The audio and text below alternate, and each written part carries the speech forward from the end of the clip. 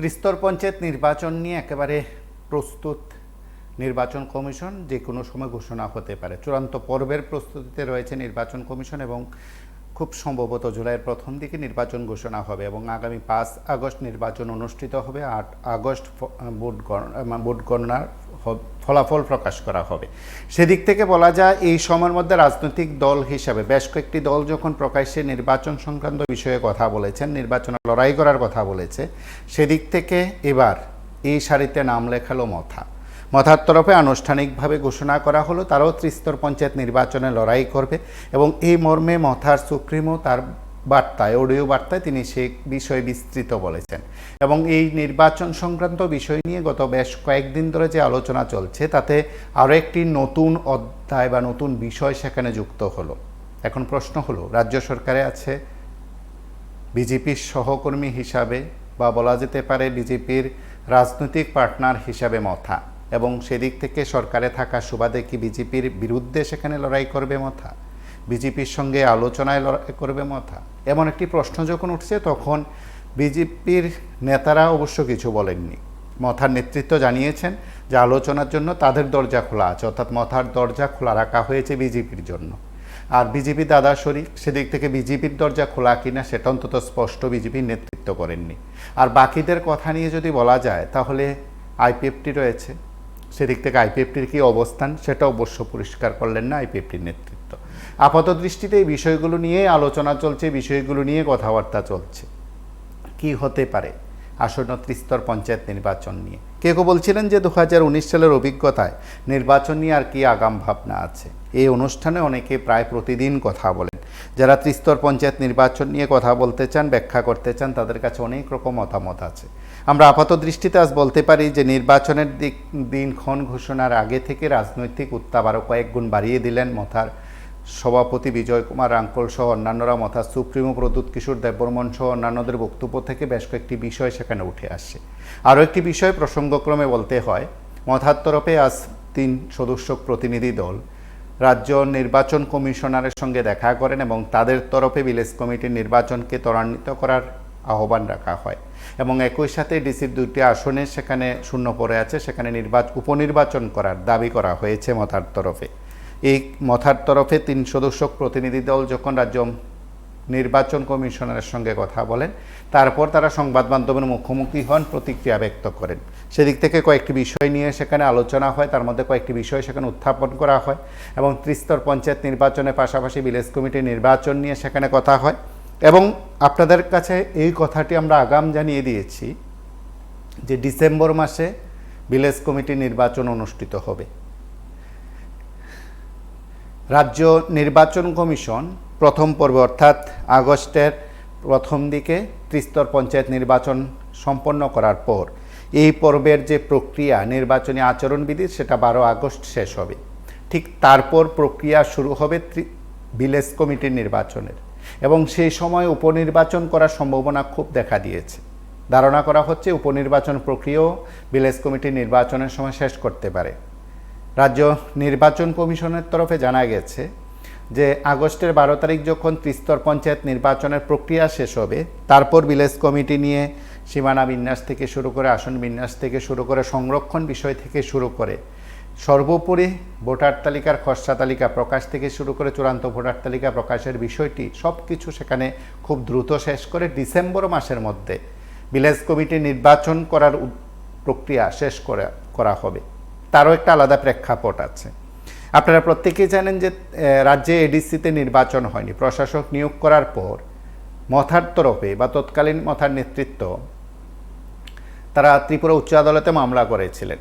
তার প্রেক্ষিতে এডিসির সাধারণ নির্বাচন অনুষ্ঠিত হয় এবং যখন ভিলেজ কমিটির নির্বাচন করা হয় না সেখানেও প্রশাসক নিয়োগ করা হয়েছিল এবং যথাসময়ে নির্বাচন না করার কারণ অস্পষ্টই ছিল বা বিতর্ক ছিল। যারা কথা বলার কথা তারা কথা বলেননি। তারপর এই একটি ত্রিপুরা উচ্চ আদালতে মামলা হয়েছিল ভিলেজ কমিটির নির্বাচন সংক্রান্ত বিষয়ে। তারপর আরও একটি মামলা সেখানে যুক্ত হয়, আর সেই মামলাটি হলো ভোটার তালিকা নিয়ে, অর্থাৎ ভোটার তালিকায় ব্রু শরণার্থী যারা রয়েছেন বা ব্রু রিয়াং ভোটারদের অন্তর্ভুক্ত করা হয়নি, এই মর্মে একটি মামলা হয় শেষ পর্যন্ত যখন সদ্য সমাপ্ত লোকসভা নির্বাচনের আগে বিষয়টি পরিষ্কার হয়, তার আগেও 2023 সালে বিধানসভা নির্বাচনে রাজ্য নির্বাচন দপ্তর কর্তৃক যে ভোটার তালিকার তথ্য দেওয়া হয়েছিল বা তালিকা প্রকাশ করা হয়েছিল, সেই তালিকা মোতাবেক এই রাজ্যে ভোটাররাও কিন্তু তারা অন্তর্ভুক্ত হয়েছে। সেদিক থেকে রাজ্য নির্বাচন কমিশনও সেই ভোটারদের অন্তর্ভুক্ত করে। আমরা জানি যে রাজ্যের বিভিন্ন জেলাতে তারা রয়েছেন এবং সেদিক থেকে 17টি এবং 18টি বুথে মিলে তারা ভোটদান করেছেন সদ্য সমাপ্ত লোকসভা নির্বাচনে। এই প্রেক্ষাপটে এবার ত্রিপুরা উচ্চ আদালতে রাজ্য নির্বাচন কমিশনের তরফে বক্তব্য রাখা হয়।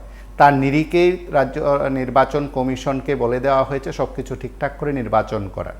জানা গেছে ত্রিপুরা উচ্চ আদালতে রাজ্য নির্বাচন কমিশন হলফনামা দিয়ে জানিয়ে দিয়েছে যে তারা ডিসেম্বর মাসে ভিলেজ কমিটি নির্বাচন করবে। নমস্কার, কে বলছেন? হ্যাঁ বলুন। আজকের ক্যাপশনটা খুব সুন্দর দিয়েছেন, পঞ্চায়েতের নির্বাচনে লড়বে মশা কিন্তু শান্তিতে। দেখুন, মুখ্যমন্ত্রী সুজা চলে গেছেন দিল্লিতে, গিয়ে স্বরাষ্ট্রমন্ত্রীর সাথে শুভেচ্ছা বিনিময় করে আমরা মিডিয়াতে দেখতে পাচ্ছি বেশ সাক্ষাৎকার করেছেন। আরেকটা টুপি পরিয়ে পঞ্চায়েত নির্বাচনটা পার করার জন্য উনি প্রস্তুতি নিচ্ছেন। হাতি বিজেপিকে নিয়ে উনি লড়তে হয়তো চাইছেন, কারণ মশা যদি আলাদাভাবে লড়ে তাহলে তাদের পক্ষে অসুবিধা। তবে আমি এটা বলবো, মশা কিন্তু এখন আইপিএফটির মতনই অবস্থা হয়ে গেছে।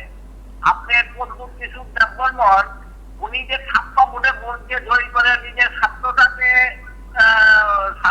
উজ্জ্বল করে নিয়ে গেছেন, সেটা কিন্তু জনজাতিদের মধ্যে কিন্তু একটা ভালো প্রতিক্রিয়া দেখা দিয়েছে, যার জন্য অনেকে ভোট বয়কট করেছেন এবং উপজাতি এলাকাতে ঠিক মতো কাজকর্ম হয়নি।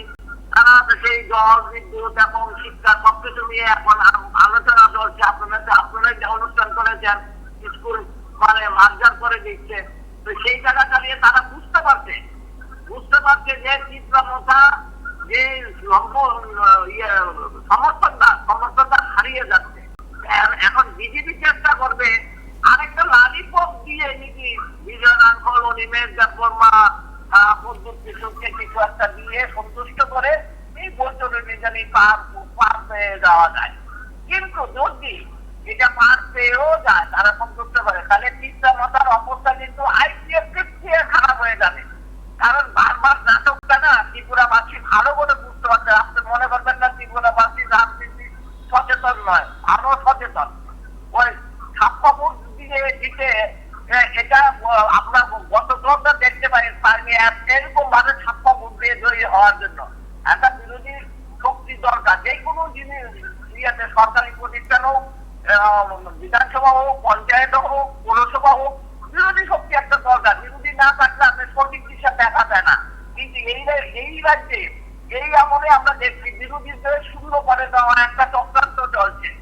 আপনারা এই একটা সাক্ষাৎকার দেখছিলাম রতনলাল নাথের, উনি বলছেন অনেক কথা, যার যদি আজকে বসবো না আমি এটা বলতেও যাবো না। কিন্তু তৎকালীন মনে রাখবেন, তখন কিন্তু কংগ্রেস সভাপতি আশিস কুমার সাহা কিন্তু পৌরসভার চেয়ারম্যান আছেন। ইচ্ছা করলে মানি সরকার আটকে দিতে পারতেন, মানি সরকার দূর করে নিয়ে যেতে পারতেন। আজকে যেভাবে জবরদখল চলছে, সেই জবরদখলটা কিন্তু ইতিহাসের পাতা খনন করে রেখেছে বিজেপি। এবং আগামী দিনে কিন্তু চিরদিন সমান হয়ে যায় রোদ্দুর বলেছে। কিন্তু এরকম দিন যখন আবার আসবে না একটা দিন, তখন কিন্তু এরকম ভাবেই কিন্তু পরম্পরায় চলে আসবে। এই জিনিসটা মশার জন্য মাথায় রেখে কাজ করে, কারণ মশার জন্যই আজকে কিন্তু এই রাজ্যের অবস্থা। এই সবকিছুতে মানুষ দুর্বিসন্ধিতে ভুগতে হচ্ছে। নেই চাকরি, নেই কোনো কাজকর্ম। রাজ উপজাতিদের এরা সরল সুদা মানুষ, এদেরকে বুকা বানিয়ে কিছু তুমি এইভাবে তোমার লোন দিয়ে জিতিয়ে নিয়ে গেছো, এখন তুমি বলছো আলাদা আলাদা লড়বে। তখন অনিমেষ দেববর্মা বলছে আমার তো এই পথ আমার না, তখন কেন বাবা তুমি বললে না? এই সময়ের মধ্যে রাজ্যে একেবারে আলোচনার মধ্যে কয়েকটি বিষয় যেমন রয়েছে, ঠিক মথার নেতৃত্বের আজকের ঘোষণা সেটাও খুব গুরুত্বপূর্ণ। নমস্কার, কে বলছেন? কুমার থেকে বলছিলাম। হ্যাঁ বলুন। মানে লড়বে কে সাথে আমরা থাকবো। প্রমোটার প্রার্থী ওই 23 প্রার্থী দিয়েছিল, মানে নন এডিসি এলাকায় আমাদের কুমারতে বলছিলাম, ওই এলাকা দিয়েছিল একজন প্রার্থী, মানে বর্তমান মৎস্যমন্ত্রীর বিরুদ্ধে। এবারে যদি দেয় অবশ্যই হবে, কিন্তু ওনার পোস্টেই ওনার যে দপ্তর, উনি তো না কিছু বলবেন, ওনার বোনকে তো পার্লামেন্টে পাঠিয়ে দিল। কালকে পরশু দেখলাম, মানে লোকসভার লাইভ চলছে, কিন্তু ওনার বোনকে আর দেখলাম না। সেদিন মানে নির্বাচনের পূর্বে দেখলাম তেলিয়ামুড়াতে হঠাৎ করে অসুস্থ হয়ে গেলেন। যাই হোক, ওনার সুস্থতা কামনা করি। কৃতি সিং নাকি আমি বলবো যে সাথী আমি বলবো যে ওই লোকটার বোন আরটা ছিল, সে আমাদের পূর্ব ত্রিপুরার মানে প্রার্থী ছিল। হ্যাঁ, উনি এখন ওনার পরিবার ভালো, উনি মানে রাজ পরিবারের লোক। হ্যাঁ, কিন্তু এলাকার পাবে, ভোট পাবে, কারণ ভোট ভিত্তিক আমি মানে অনুগুটি জেলা থেকে বলছি। তার বোনকে তারা করলো, রাজ্য থেকে আনলো, কেউ জানে না, মানে ট্রাইবেল নন ট্রাইবেল কেউ চিনেও না, কিন্তু ভোট দিয়েছে বিধানসভা ভিত্তিক কতগুলা ভোট পড়েছে। অন্ধভক্ত যারা আছে তাদের জন্য খুশির হাওয়া। হ্যাঁ, আমি আছি কিছুদিন পরে বলবো পুরো পরিষদের প্রার্থী লাগবে। হয়তো এই ফুদুতে হয়তো কয়েক বস্তা পায়নি, কারণ সংসদে বিরোধী হন খুব শক্তিশালী। এই রাহুল গান্ধী, অখিলেশ যাদব, মমতা ব্যানার্জিরা কিন্তু খুবই শক্তিশালী। উত্তরপ্রদেশে যে জায়গায় হয়েছে আপনার রাম মন্দির, সেইখানে মানে পরাজিত হলো। তো তার হয়তো মন মতো হয়নি, আন্দোলন হতে পারে কি হতো। 2021 সালে তার ওই ভিলেজ কাউন্সিলের নির্বাচনের মেয়াদ পূর্ণ মানে সমাপ্ত হলো। কি বলবো, সরকারি দপ্তরের আজের দিয়ে চালাচ্ছে। আমার প্রতিনিধি তার যে 500 কত ভিলেজ কাউন্সিল আছে, এগুলি মানবে না। হঠাৎ করে দেখবেন ফেসবুকে বা ওই হোয়াটসঅ্যাপে বলবে, আর যারা ওই যে ভক্ত, যারা দেখবেন ওই লেংটি করে হরে কৃষ্ণ বলবে, কিন্তু হতে পারে। আমি চাইছি কিশোরদেব বর্মন ত্রিপুরার মুখ্যমন্ত্রী হোক, নাহলে ও তার বোন একজন তো পার্লামেন্টে গেছে পূর্ব ত্রিপুরাতে। আমাদের বেগুড়া বিধানসভাতে 17,000 লিড করে, তার মানে 17,000 কতগুলা ভোট আছে আমরা জানি।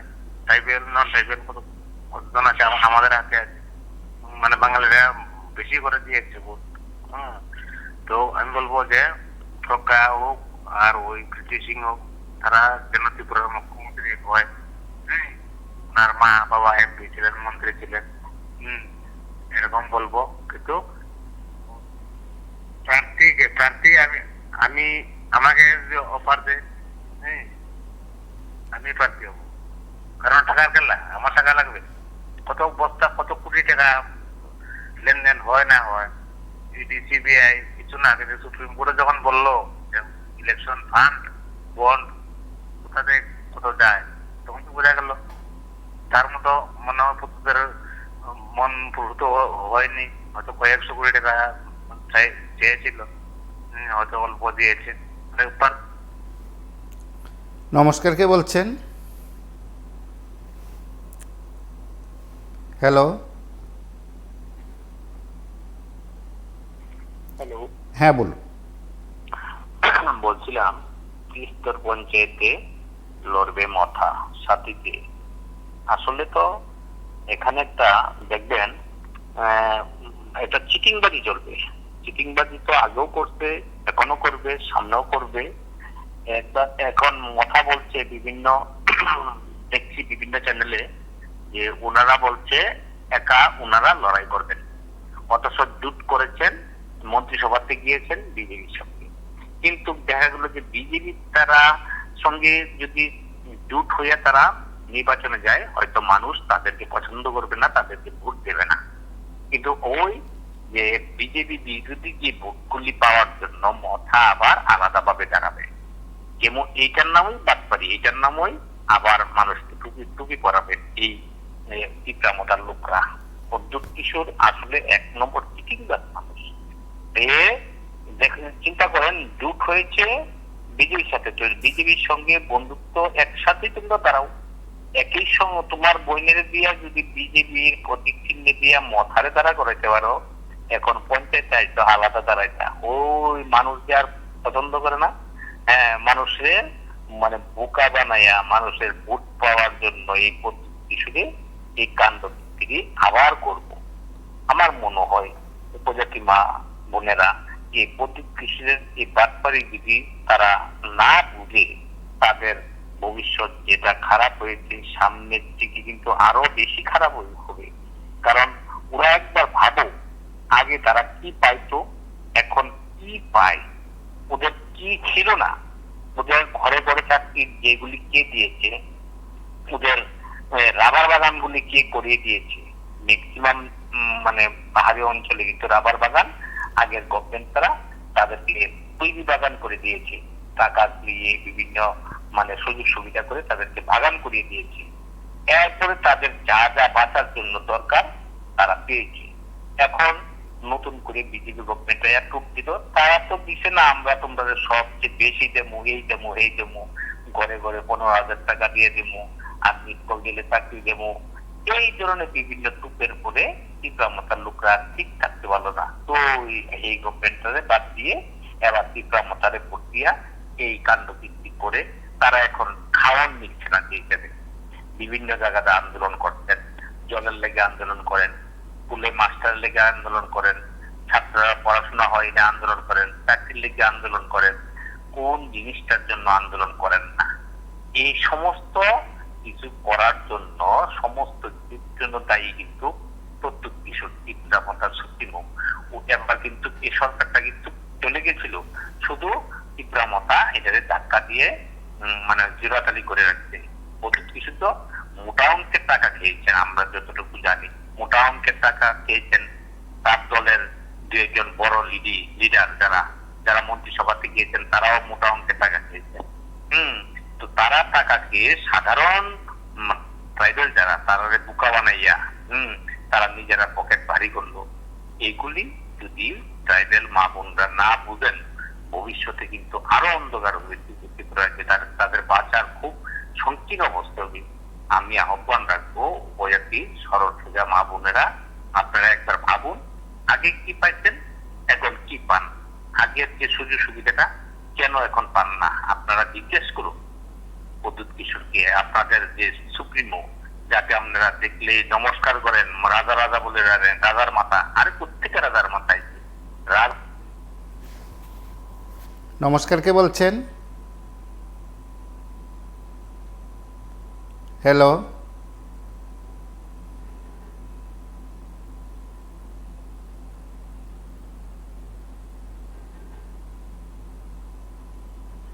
নমস্কার, কে বলছেন?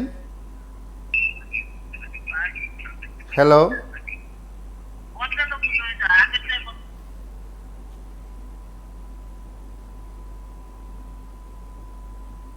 নমস্কার, কে বলছেন?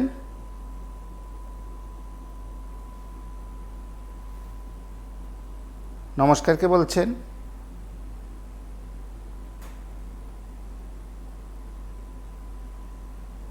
হ্যালো,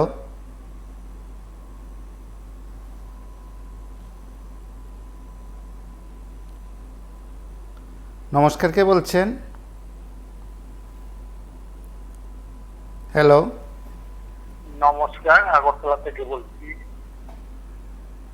দেখুন, আমার মনে হয় এই সরকার যে পরিকল্পনা মাফিক কাজ করছে, বেকার থেকে শুরু করে সব দিক থেকে, আমি সরকারকে একটি অনুরোধ করব।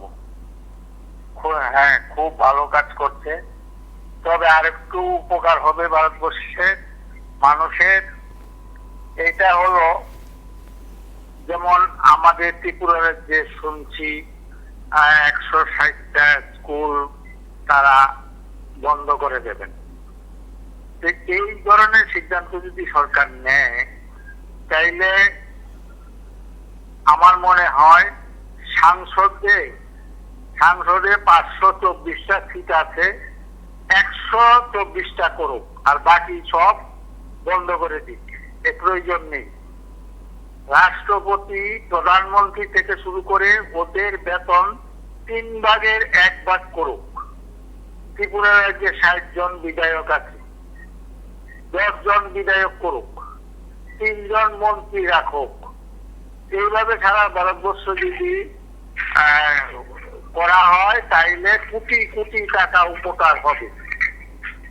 কারণ ভারতবাসী অনেক লাভবান হবে।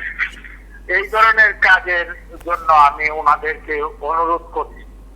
ওনারা মজা মারবেন, ওনারা পেনশন পাবেন, বেকাররা চাকরি পাইলে এখন থেকে পেনশন পাবেন না, এই সিদ্ধান্ত থেকে ওনারা যাতে সরে আসেন, এটা আমার অনুরোধ।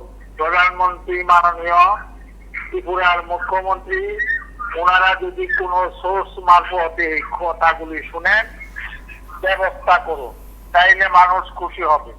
ত্রিপুরাতে 10 জন বিধায়কই যথেষ্ট, 3 জন মন্ত্রী যথেষ্ট। আমার মনে হয় 10 জন 8 জন বিধায়ক হইলেই যথেষ্ট, কারণ ত্রিপুরাতে 8টা ডিস্ট্রিক্ট। এইভাবে সারা ভারতবর্ষ পরিচালনা করুক, কোটি কোটি টাকার পাহাড় হয়ে যাবে, মানুষ খেয়ে শেষ করতে পারবে না।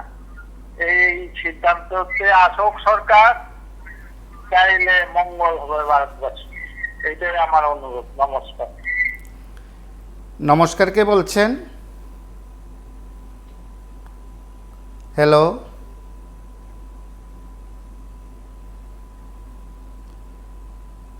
নমস্কার, কে বলছেন? হ্যালো মিহির বাবু, পাত্রী বলছি। আসন্ন নির্বাচন মতা লড়বে সঙ্গীত, তার সাথে মহারাজা বলছে যে সে ইন্ডিভিজুয়াল লড়বে। শুনেন, এখানে আমি একটা কথা, মহারাজা ইজ ভেরি ক্লেভার। উনি জন্মকে জিটি বর্মনের পূর্ব আসন থেকে জিতে নিয়েছেন, এখন আর পদ্মাদেব মোহাম্মদ পাখি।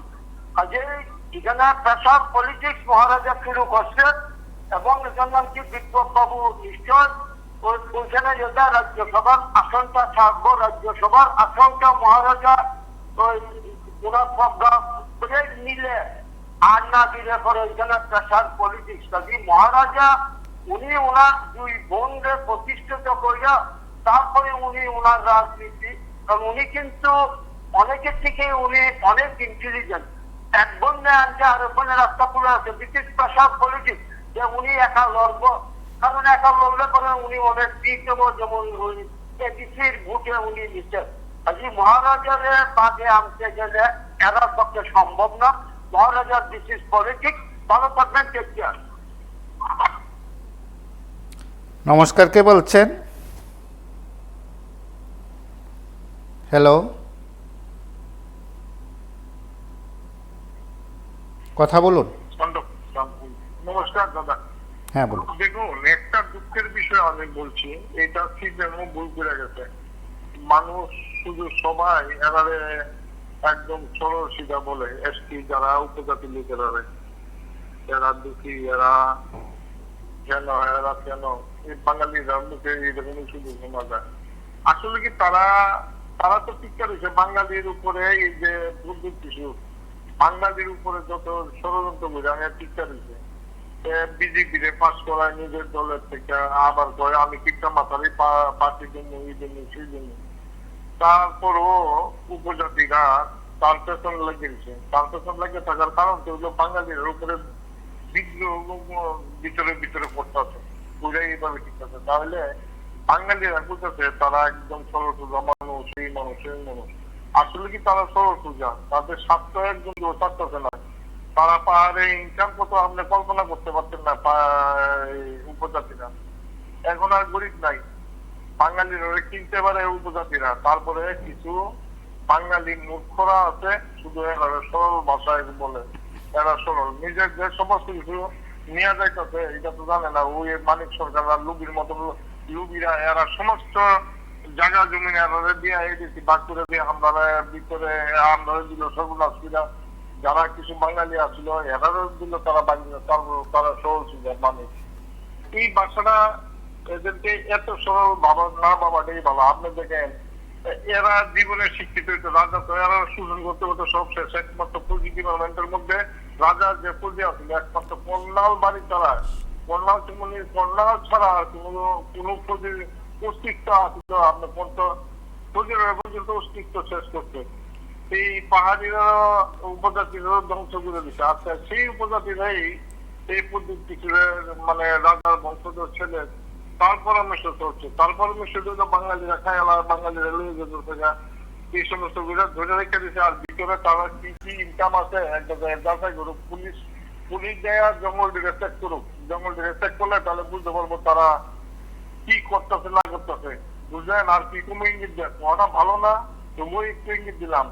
সমস্ত পুলিশেরা পাহাড়ে ঢুকতো, একটু ইনকোয়ারি করতো, এই হলো কথা। আর তাছাড়া এই এখন যে যুদ্ধ শান্তা আবার এটা আমরা লেগে ক্ষতি। এই উপজাতিরা কোনোদিন এই যে বাবা সাহেব আম্বেদকর এদের রিজার্ভেশন রাখতো, আজ পর্যন্ত কোন উপজাতি ত্রিপুরাতে বাবা সাহেবের কোন অস্তিত্ব রাখতেছে না, কোনো ইয়ে করতেছে। এটা তো ভিখারি করে ছেড়ে দিছিল। আজকে হক অধিকার থাকাতে হাজার হাজার ত্রিপুরাতে উপজাতিরা চাকরি করে, একটা উপজাতি আম্বেদকরের কথা কয় না, তারপরেও তারা সরসুজা মানুষ। এই ভাষাটা কইলে পরে এখন আর ভালো লাগে না। একদিন আমিও কিছুক্ষণ যে সরসুজা, আসলে বড় ভুল করছি আমরা। নমস্কার, কে বলছেন? হ্যালো,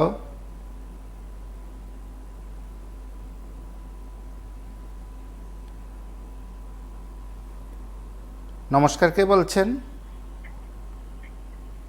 হ্যালো, হ্যাঁ বলুন। হ্যাঁ আমি বলছি যে ওই কি বলে তিরমাতা পঞ্চায়েত ভোটে লড়বে, এটাই তো?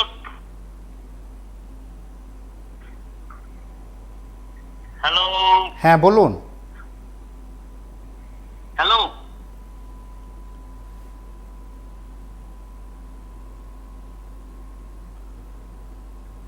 নমস্কার, কে বলছেন? হ্যালো,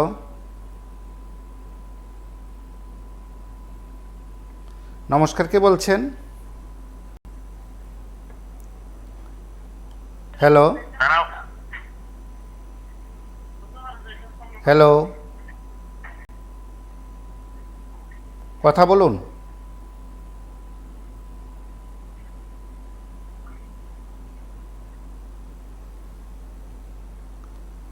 নমস্কার, কে বলছেন?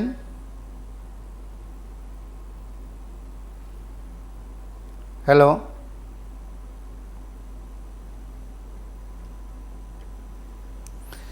এবার প্রশ্ন উঠল যে বিজেপি নেতৃত্ব কি সত্যি সত্যি যৌথভাবে লোকসভা নির্বাচনের মতোই সেখানে সমঝোতায় আসন্ন ত্রিস্তর পঞ্চায়েত নির্বাচনে মথার সঙ্গে লড়াই করবে, বা মথার সঙ্গে আসন সমঝোতা করে ভাগাভাগি করে কি লড়াই করবে? আপাতত কুশাবা ভবনের নেতৃত্ব এই বিষয় নিয়ে কিছুই বলেননি এবং এখনও তাদের রাজনৈতিক অবস্থান পরিষ্কার করা হয়নি। এবং যেহেতু লোকসভা নির্বাচনের ক্ষেত্রে পূর্ব ত্রিপুরা এবং পশ্চিম ত্রিপুরা আসনে কে কীভাবে লড়াই করেছে সেটা রাজ্যের মানুষের কাছে পরিষ্কার, অত্যন্ত রাজনৈতিক সচেতন মানুষের কাছেও বিষয়টি সম্পর্কে নতুন করে কিছু বলার অপেক্ষা রাখে না। ডিসেম্বর মাসে যখন ভিলেজ কমিটির নির্বাচন হবে তখন নিঃসন্দেহে বিজেপি তার মতন করে শক্তিতে লড়াই করবে। কোনো কোনো মহল থেকে বলা হচ্ছে বা মথার নেতৃত্বই বলছেন যে যখন এডিসির সাধারণ নির্বাচন অনুষ্ঠিত হলো তারা তখন একক শক্তিতে লড়াই করেছেন। বলা যায় সেই সময় মথার জন্ম হলো সবেমাত্র 4 মাস, ঠিক সেই সময় থেকে রাজনৈতিক শক্তি দেখাতে পেরেছে মথা। নমস্কার, কি বলছেন? হ্যালো, এবং একক শক্তিতে মথা এডিসিতে 18টি আসন পেয়েছিল। তারপর যা যা হলো প্রত্যেকের কাছে পরিষ্কার, কেউ গেলেন কেউ এলেন। ঠিক এই সূত্রে যদি বলা যায় মথা আরও বেশি শক্তি বাড়িয়েছে। তারপর যখন বিধানসভা নির্বাচন হলো 13টি আসন সেখানে জয় করলো মথা। রাজনৈতিক শক্তিতে যদি বলা যায় ত্রিপুরার রাজনীতির ইতিহাসে খুব কম সময়ের মধ্যে মথা তার রাজনৈতিক উত্থানের প্রমাণ দিতে পেরেছে এবং খুব কম সময়ের মধ্যে একটি রাজ্য পার্টি হিসাবে, দল হিসাবে স্বীকৃতি পেয়েছে। নমস্কার, কে বলছেন? হ্যাঁ নমস্কার, আমি ধলাই থেকে বলছি। হ্যাঁ বলুন। হ্যাঁ, ওই ট্রফিকটা কি ত্রিপুরা মাতা কার সঙ্গে জুট বাঁধবে অবশ্যই পঞ্চায়েত নির্বাচনে, এটাই নাকি? অবশ্যই। হ্যাঁ, তো আমি একটা গ্রামীণ ভাষায় একটা কথা বলি। হ্যাঁ, এই মানে বিশ্রী বাবাই ভাষাই বলতে হবে, তার সঙ্গে তো কোনো লোক নাই, ব্যবসার কোনো ইয়ে নাই, ডাক নাই, ত্রিপুরা মাতার কোনো সঙ্গ নাই। কংগ্রেস, সিপিএম আর বিজেপি ত্রিপুরাতে থাকবে, আর বুবাগ্রার কোনো অস্তিত্বই থাকবে না। এই নমস্কার, আমি দলাই থেকে বলছি। নমস্কার, কে বলছেন? হ্যালো। এবং খুব কম সময়ের মধ্যে মথার রাজনৈতিক উত্থানে, বিশেষ করে ত্রিপুরার রাজনীতিতে খুব আলোচনার মধ্যে এসেছিল 2023 সালের বিধানসভা নির্বাচনের সময়।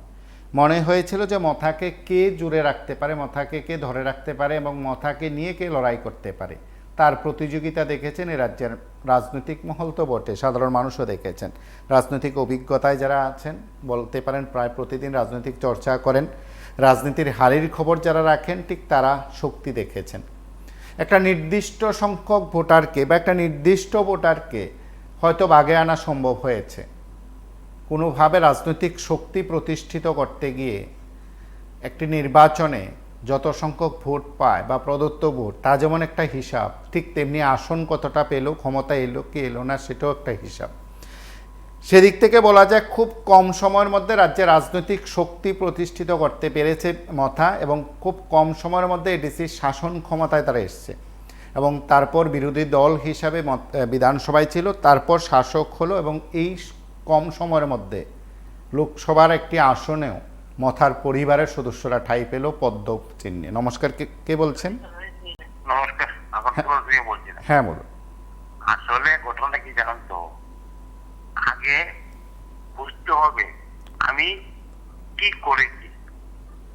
দেখুন, 2024 যে নিউজ গুলা করে সততার পক্ষে করে কিনা জানি না, আপনি মডেস্টেড আসবেন, আমি আপনাকে সাংবাদিক হিসেবে জ্ঞান দিচ্ছি, বটতলা যাবেন, হকাররা যেখানে থাকে, প্রথম কোন পত্রিকাটা চাই, আমাকে বাধা দিলে একজন জিনিস মানুষ, কিন্তু আমি প্রাকৃতিক কাজে নিজের ব্যক্তিগত কাজে সকাল বের দিয়ে দিল, মানুষ কিন্তু প্রথমে আসে বলে প্রতিবাদী কোনো আছে কিনা, সততার জয়। আপনি আমাকে বলুন তো, অ্যাকচুয়ালি দলগুলা কতদিন জয় হয়েছে? আরে সাধারণত কিছুদিন আগে লোকসভা নির্বাচন, তোমরা বিজেপি এক দল, বিস্তর পর্যায়ে লড়ার মতা যোগাযোগ নেই, এগুলা ভালো না, এগুলা ভালো না। রাজনীতিতে অসম্ভব বলে কিচ্ছু নেই। আপনাকে আমি বলে রাখি, এই নির্বাচনে মতাকে যদি কংগ্রেসের লুপে নেই, সিপিএম লুপে নেই, অবশ্যই কিছু নেই। আমরা দেখেছিলাম অবস্কারাকে বিজেপি এবং সিপিএম এক হয়েছিল। সুতরাং কে কিনা মানুষকে সততার জন্য থাকতে হবে, সততা নিয়ে কাজ করতে হবে। নমস্কার। নমস্কার, কে বলছেন?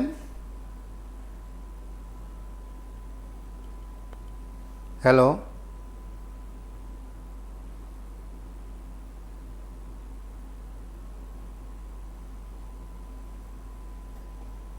হ্যালো।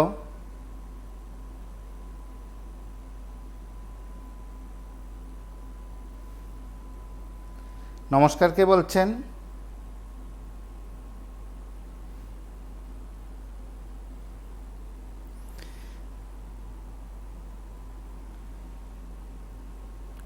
হয়তো আসন্ন ত্রিস্তর পঞ্চায়েত নির্বাচনের দিন তারিখ ঘোষণার পর যখন প্রার্থীর তালিকা ঘোষণা করবে বিজেপি, তার আগে পর্যন্ত হয়তো আলোচনা হতে পারে। যতটুকু খবর রাজ্যে এসেছেন, বিজেপির প্রদেশ সভাপতি এবং মুখ্যমন্ত্রী দিল্লিতে আছেন, বরাবরই রাজনৈতিক সমীকরণে যে বিজেপির বৈঠক, রণকৌশল সব কিছু সেখানে চূড়ান্ত, এবং বিজেপির অভ্যন্তরের আলোচনায় যে প্রার্থীর নাম সেখানে চয়ন করা হয়েছে, সেখানে শুধু বিজেপির প্রার্থী বাছাই করা হয়েছে। নমস্কার, কে বলছেন? আমি চারিদার থেকে বলছি। হ্যাঁ বলুন। দেখুন, পরবর্তী আপনার নির্বাচনে সাথী থাকবে জনগণ। তার কারণ আমরা দেখছি একমাত্র যদি বোকা বানান যায় গ্রামের মানুষের বানান যাইব, শহরের মানুষের বানান যাইব না। কারণ আমরা দেখলাম এই যে নির্বাচন, আসলে নির্বাচন হবে নাকি সিলেকশন হবে? আমরা তো এই 18-এর পরে যতগুলা নির্বাচন দেখছি, এই নির্বাচন তো নির্বাচন না।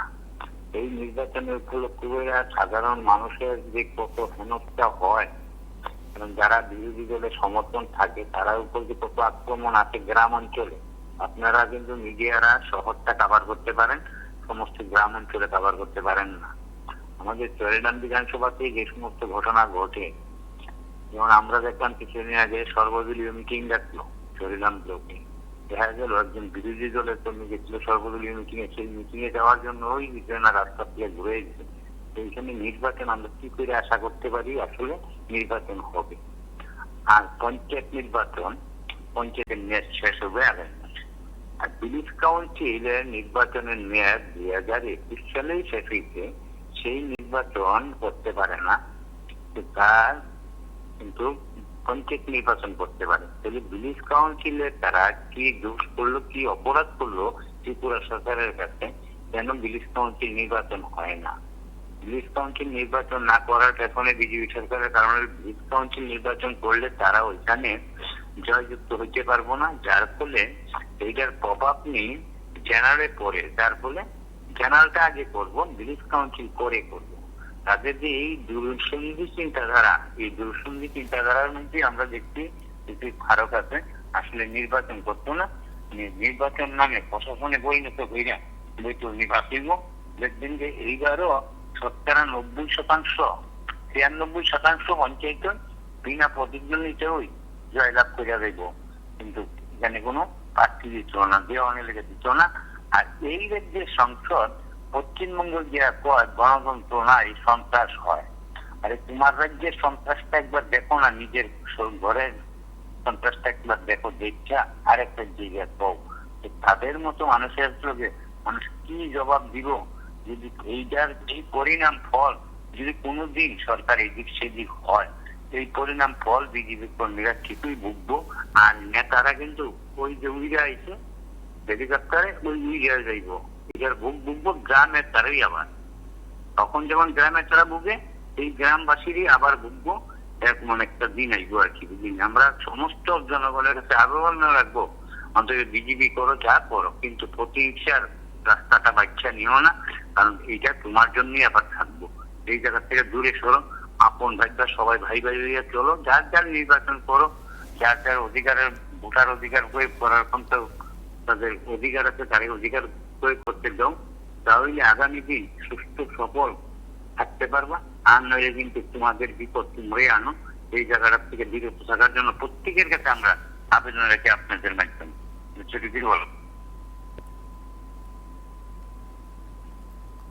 নমস্কার, কে বলছেন? হ্যালো, নমস্কার, টিভি24 কে। হ্যাঁ বলুন। হ্যালো, ধন্যবাদ জানাই আপনাদেরকে। আমি ওই সেই রাকেশ। হ্যাঁ, কথা বলুন। স্যার, আপনাদেরকে বলছি, সরি ভুলে বলে ফেলেছি। আমি আপনাদের মাধ্যমে সবাইকে বলছি, এই যে আপনারা যেটা লিখেছেন পঞ্চায়েতের বিষয়, দেখুন পঞ্চায়েতের বুথটা গ্রামের পঞ্চায়েত অ্যাকচুয়ালি বলা হয় যেগুলো গ্রামের শহরতলিতে বা শহরের অংশ লাগানো, ওই গ্রামটাকে পঞ্চায়েত বলা হয়। কিন্তু এখানে আজকাল যে রাস্তাগুলোর অবস্থা, কালকে যে আপনারা একটা লিখেছিলেন যে স্কুলের, আমি বলছি ওনারা সিলেকশন করেছেন 50 জনের নিচে যে স্কুলের বাচ্চারা, মানে 50 জনের নিচে যে স্টুডেন্ট গুলো আছে, মানে একটা স্কুলে 50 জনের নিচে 49 জন বা 40 জন হলে ওই স্কুল বন্ধ করে পার্শ্ববর্তী স্কুলে ট্রান্সফার। আমি বলছি একটা বুথ কেন্দ্র তৈরি করা হয়, 2 জন 3 জনের জন্য একটা বুথ কেন্দ্র তৈরি করা হয় বুথ নেওয়ার জন্য, ওই মূর্খদেরকে স্বাক্ষর করার জন্য, মিনিস্টার বানানোর জন্য ওই 2-3টা বুথের জন্য একটা কেন্দ্র তৈরি করা হয়।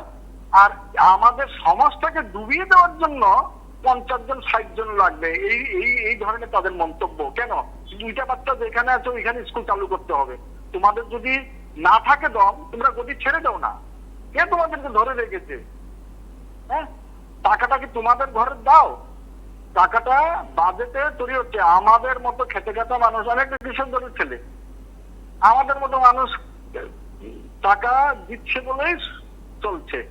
যারা আছেন সার্ভিস হোল্ডার, ওনারা পড়াশোনা করেছেন বিধায় সার্ভিস পেয়েছেন, ওনাদেরকে কেউ ভিক্ষা দেননি যে সার্ভিস করেছে। আর আমাদের মতো বেকাররা এখন বিভিন্ন ধরনের নেশায় আমরা আকৃষ্ট হয়ে যাচ্ছি দিন বা দিন। মানসিক ভাবে আমরা ভেঙে পড়ছি, কিছু নেই আমাদের আর দেওয়ার মতো। এখন স্কুলগুলো যদি আপনারা বন্ধ করে দিন, আমি বলবো ঠিক আছে, আপনাদের মন খুশি মতো আপনারা বন্ধ করে দিচ্ছেন বা দিবেন, এটা আপনাদের ব্যক্তিগত মতামত। এখন যেটা আপনারা এটা ভাবছেন বন্ধ করে দেন, কোনো অসুবিধা নেই। কিন্তু আমি আমার ব্যক্তিগত ভাবে বলবো, সরকার তো আমরা 3টা সরকারই দেখেছি, বিজেপিও দেখেছি, কংগ্রেসও দেখেছি, সিপিএমও দেখেছি। আমার বক্তব্য আপনারা গ্রামবাসীদেরকে বলছি বা আমাদের শহরবাসী বা শহরের বাইরের অংশদেরকে বলছি, আপনারা 9টা যে একটা আছে বুথ, ওইটার মধ্যে আপনারা কষ্ট করে দাবিয়ে দিন, তখনই ওনাদের হাওয়া চলে যাবে যে মানুষের শক্তি কতটুকু, জনসাধারণের শক্তি কতটুকু। আমরা বুথ দিই বলে আপনারা এখন সিংহাসনে বসে আছেন, এসিতে গাড়িতে চলছেন। কেউ কেউ, আমি অনেক মন্ত্রী মিনিস্টারের কথা শুনছি, কেউ কেউ নাকি ঘর বানাচ্ছেন, 1-2 কোটি টাকা সাজানোর জন্য দিচ্ছেন। তো এই টাকাটা কার থেকে? আমাদের থেকে নিয়ে আপনারা তৈরি করছেন, করুন না। কিন্তু স্কুলগুলো বন্ধ করে আমাদের বাচ্চাদেরকে কেন মূর্খ বানাবেন দাদা?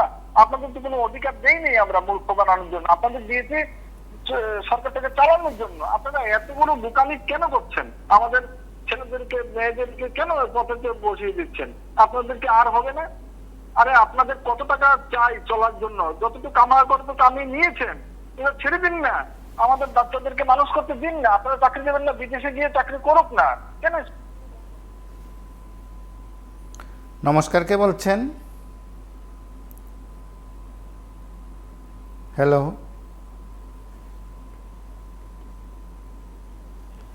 নমস্কার, কে বলছেন?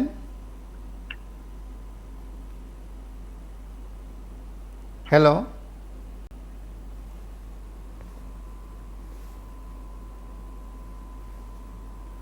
নমস্কার, কে বলছেন?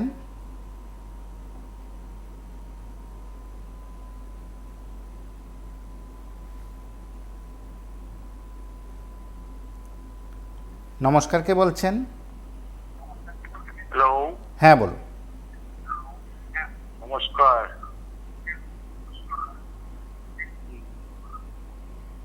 হ্যালো, হ্যাঁ বলুন। আমি বলছি বিজেপি এবার কেমনে ক্ষমতা আছে জানেন তো? ভোট কাটাকাটির পরিবৃত্তিতে 39% ভোটে সরকার করছে, এই টিপটা মাতার কারণে। ঠিক আছে? হ্যালো, আপনার কথা বলুন। হ্যাঁ, 39% সরকার করতে আছে একমাত্র ভোট কাটাকাটির পরিবৃত্তিতে। এখন আবার ঠিক জামাতা পঞ্চায়েতে আলাদা প্রার্থী দিতে বলছে। তো এই গরিবগুলা কাজ নাই, খাদ্য নাই। পাহাড়ে দেখলে এটা অবস্থাটা বুঝে যাবে, বুঝলে? এই ব্যাপার, ঠিক জামাতা থাকবে না, বন্ধ থাকবে না। নমস্কার। আপনারা শুনলেন, এবং রাজনৈতিক দলগুলো তাদের মতন করে যখন আসন্ন ত্রিস্তর পঞ্চায়েত নির্বাচনের প্রস্তুতির কথা বলছেন, শাসক দলের নেতৃত্ব যখন বলছেন তারা চূড়ান্ত পর্বে আছে এবং নির্বাচন ঘোষণার সঙ্গে সঙ্গে তারা প্রার্থী তালিকা ঘোষণা করবেন, ঠিক তার আগে সত্যি সত্যি কি বাজার গরম করার জন্য মথার নেতৃত্ব তাই বলছেন? নাকি ভোট কাটার ষড়যন্ত্রে তারা সামিল হচ্ছেন?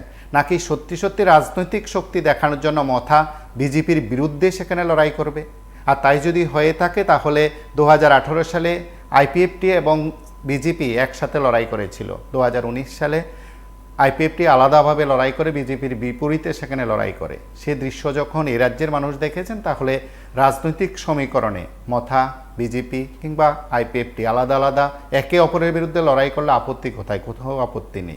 কিন্তু তাহলে মৌস্বাক্ষর চুক্তি এবং দিল্লির বার্তা, সর্বোপরি সরকারের থেকে যদি আলাদা লড়াই হয়, তাহলে রাজ্য এবং তৃণমূল স্তরে কি পার্থক্য আছে? কেউ কেউ বলবেন, এক ত্রিপুরা শ্রেষ্ঠ ত্রিপুরা বলে যখন বিজেপি প্রচার করছে, আর যারা রাজ্যকে ভাগ করার কথা বলছেন, আলাদা রাজ্যের দাবিদারদের নিয়ে যদি সরকারে থাকতে পারে, তাহলে রাজনৈতিক সমীকরণে নির্বাচনে আলাদা আলাদা লড়লে আপত্তি বা কোথায়? তার ব্যাখ্যা হয়তো আপনাদের কাছে আছে। আজ এ পর্যন্তই। নমস্কার, শুভরাত্রি।